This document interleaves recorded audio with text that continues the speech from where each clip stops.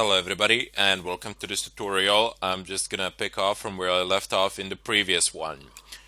Anyway, in the previous one, as the last part, I've posed a question and you should have answered it before you started listening to this tutorial. In any case, as I said before, you have a type of proxy here and you always want to be using SOCKS 5. You don't want to be using HTTP because they're not really that safe, and SOCKS 5 doesn't support a lot of options. Anyway, this is the IP address of the proxy server. We will enter a few of them manually later on.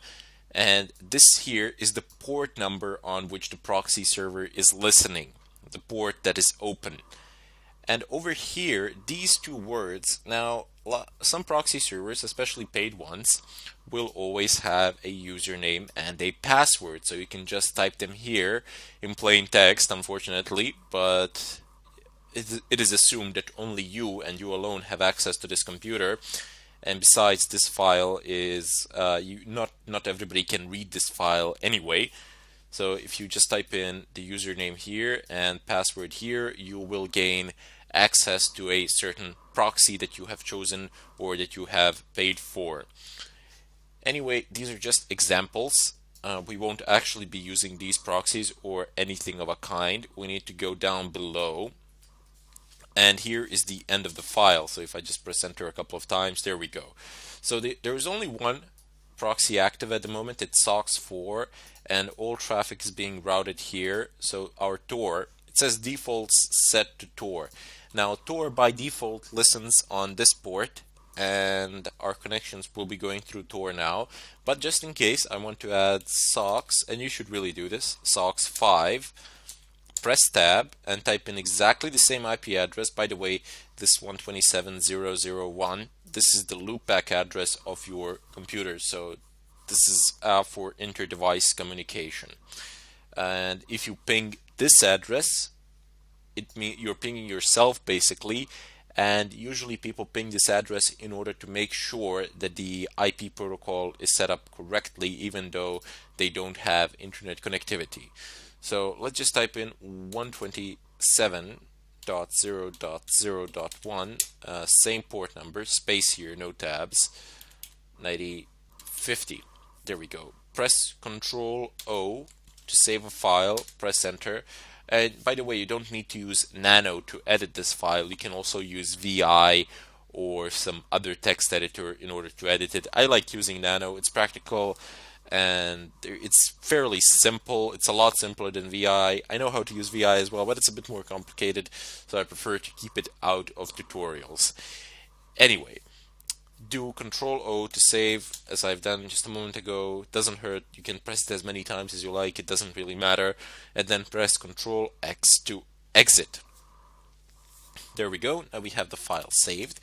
Clear the screen. For you always want to make sure that you are working in a very neat environment, so to say.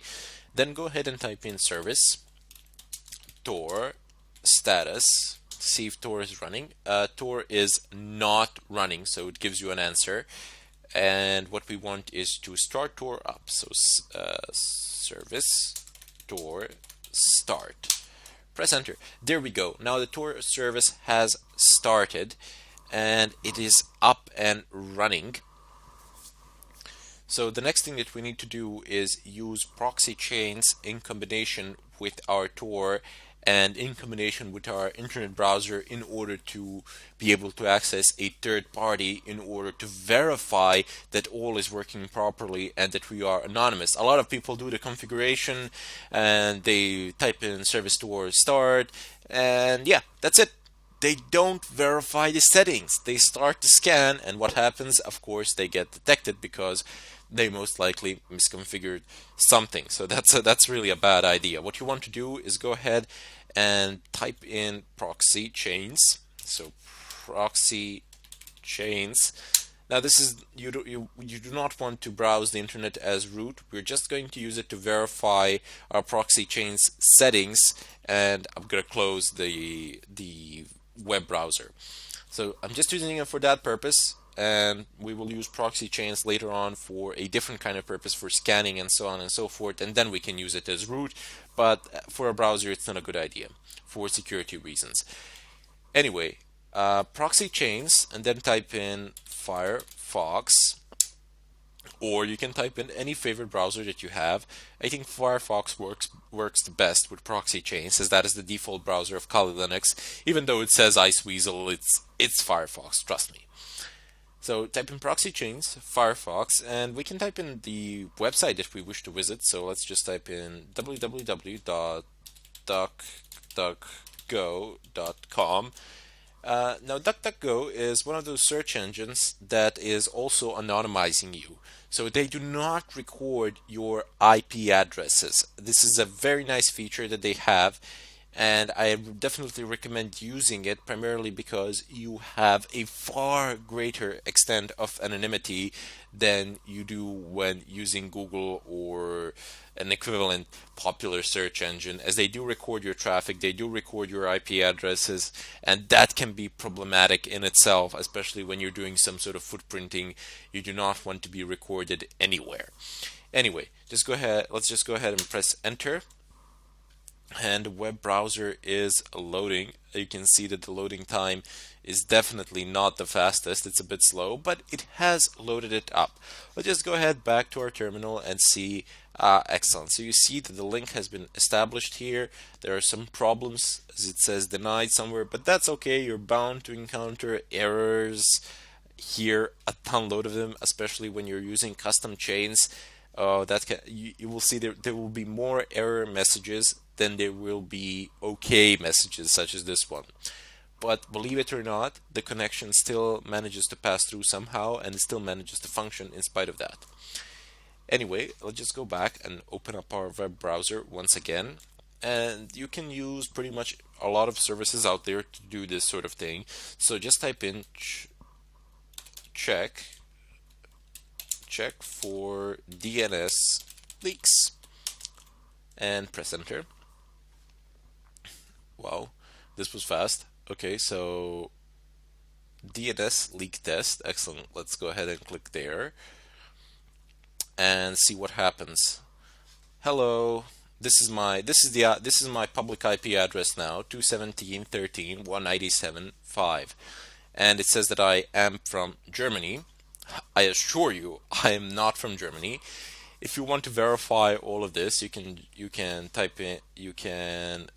open up a new terminal and type in service store stop, and then open up your regular web browser without the Proxychains command. Do the same test again, and you will see that you will get a completely different IP address, which will be your real IP address. So anyway, it says, hello, this is me from Germany. I'm going to do a standard test. I'm not going to do an extended test. Same thing pretty much. This one does more rounds, but you get the same information more or less. So it goes query 1, excellent. This is my DNS, this is my IP ISP provider. So look, this is what they have concluded in regards to my DNS. It's level 3 communications, and it says country United States. Makes no sense of whatsoever. So I am anonymous now. I can't be detected, which is a very good thing to have indeed. Now this IP address will change from time to time. Let's just go ahead. Okay, if you remember 217.13, let me just copy it, and I'm gonna go ahead and show you that it actually does change. So accessories, I'm pretty sure I have a text editor here. Excellent. So I'm just gonna paste this IP address, and now what I'm going to do is go ahead and close this browser, and don't need this. So service store stop. It's stopping it. Service store start. It's starting it. So you don't need to write actually stop. You can also do service store restart, and it's gonna do the whole process for you, so you can save a little bit of time there. And let's just repeat everything and go ahead. I'm just gonna go ahead and type in Proxychains Firefox, and I will request the same search engine as well.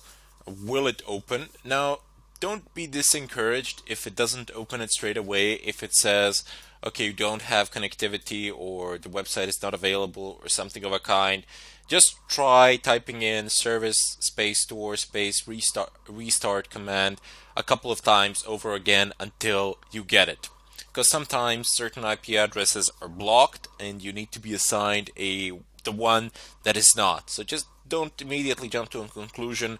Oh, it's broken. Oh, what am I gonna do? It's gonna take forever to fix this. How am I gonna do this? No, just try resetting it a couple of times and you will resolve the problem, primarily because a different IP address will be assigned to you. So anyway, let's just go ahead and type in again, check for DNS leaks, press enter, and here we go. I'm just going to use the same website. It's DNS Leak or whatever. DNS Leak Test, that's the name of it. Excellent. So you see now, I don't even need to compare the IP. Obviously, it's different. So this one is 217.13. This one is 91.109. So completely different IP address here. And from a completely different place. Now it says that I am from United Kingdom, apparently somewhere in London. So let's just go ahead and issue a standard test to see what sort of resolutions will I get here. This might take a while. That's why I'm doing the standard test, because it's a lot faster. But you see, the last one was rather fast. This one is a bit slower. Depends on the distance. I suppose I'm a bit closer to Germany than I am to the United Kingdom. I don't know. I suppose this depends on the speed of the servers as well. Anyway, you can see my DNS resolutions here. It's level 3 communications. Again, I have stated nothing from United States. Yeah, I am completely anonymous with this, not likely to be detected by pretty much anything. Just to give you an example, if you wanted, for example, to use Proxychains with Nmap, I'm not going to go into great detail now. I will show you this when we get to the Nmap section. But before we do, you can see some verbose output here, how this is actually functioning. So there are certain domains which are being contacted. You can see pretty much everything that is going on here. No problems. Not a bad idea to sometimes go through this sort of information, especially if you do not have connectivity or you wish to understand better exactly where is your traffic going, where it is ending up, and how is it spinning around. Anyway, let's just go ahead and clear the screen and use, let's say, Proxychains Nmap. And this is all that you would need to do in order to route all of Nmap's traffic through Proxychains. This is pretty much true of any application. Just invoke the application as you would. So normal Nmap invocation would be Nmap and then some IP address here and then a port number here and some arguments as well to go along with it. But instead of just typing it like that, you can use Proxychains and hide yourself. Also, you just type in, how would you invoke a browser on a regular basis? You would type in Firefox, press enter, and that would of course open up a Firefox browser.